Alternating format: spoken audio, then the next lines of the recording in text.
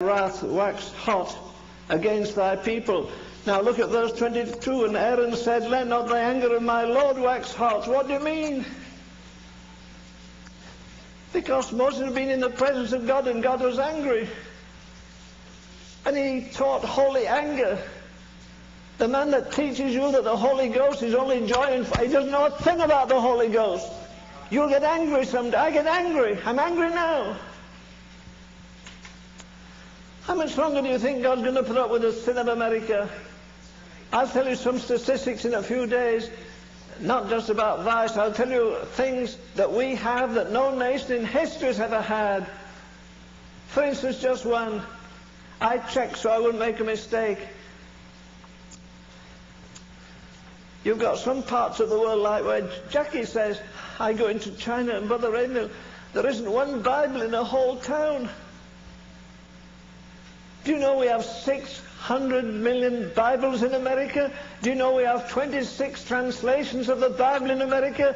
Do you know in America and Canada between them we have 450 Bible schools and 250 seminaries? Did Sodom and Gomorrah have a seminary? Did they have a Bible school? It's Nick. America fought World War I in the backyard of Europe. She fought World War II in the backyard of Europe. She fought the Middle East war in the Middle East. She hasn't suffered a thing. I got up one morning and opened the door, looked out, and the neighborhood had disappeared. I looked down the tree, there's a baby up in a tree. There's a man's leg sticking out of the debris. There's a chair leg sticking out there. Why? Because the Germans raided us in the night. America hasn't suffered that much.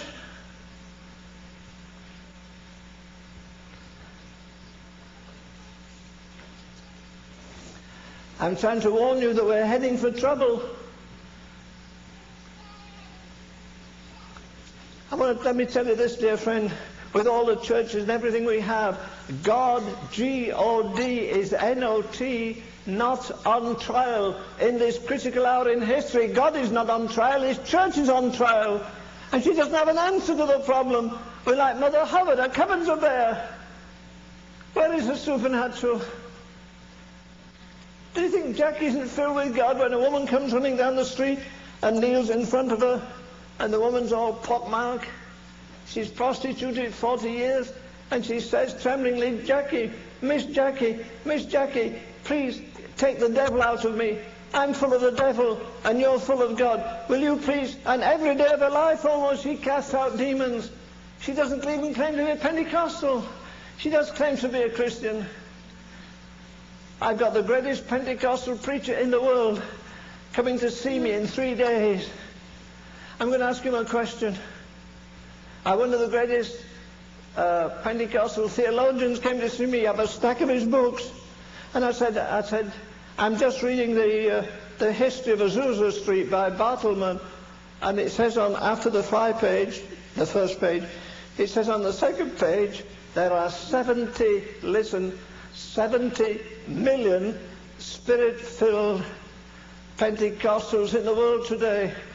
And I said to him, listen, tell me this. Is this record true? Are there 70 million Spirit-filled Pentecostals? Oh no, Mr. Ravenhill. Bartleman wrote that 5 years ago. I said, well, what's the story now? And he said without blushing, he said, Mr. Ravenhill, there are 120 million charismatic and old-style Pentecostals in the world today. Well, he was near enough, dear lady. I could almost my finger in his hand, and I said, listen, tell me this.